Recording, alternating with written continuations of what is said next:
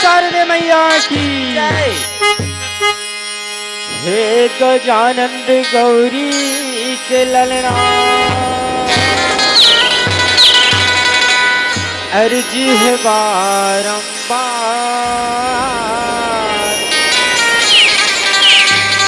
वहाँ बीच माँ पहुँचो देवा परत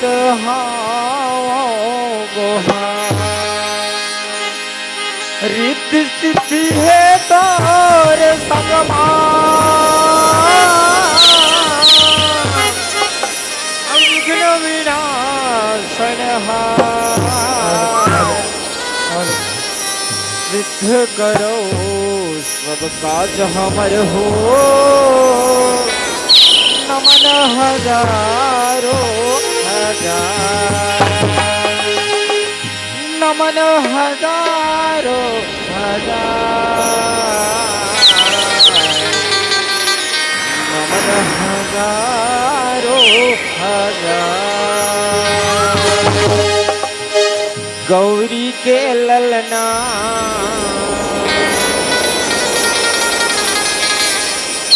आज झूले ही डोलना देवा तूने उताया अरे देवा तूने उताया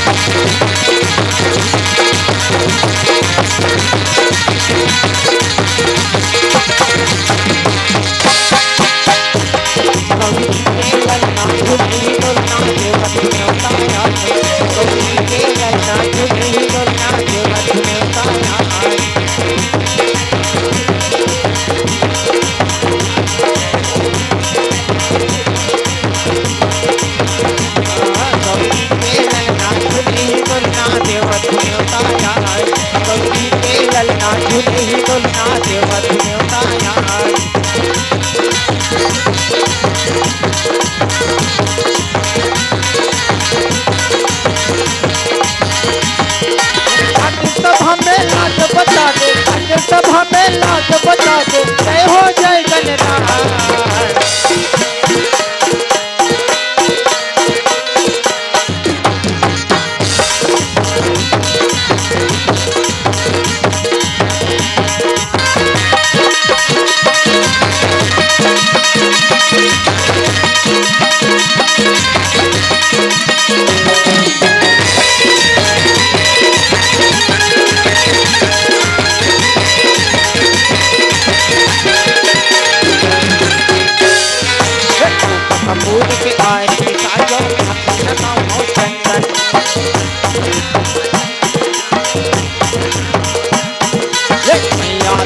पखारत हावो तेरी तेरी करो वंदन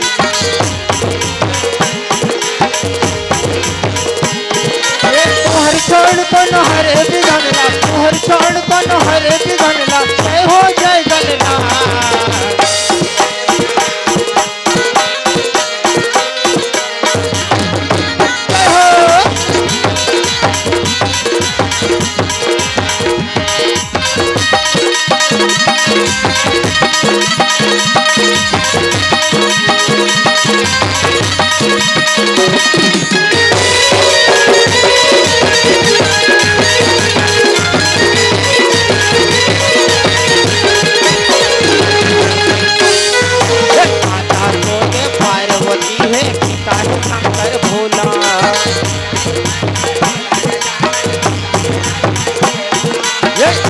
वंदन तुहर करत हो देवावासी मोला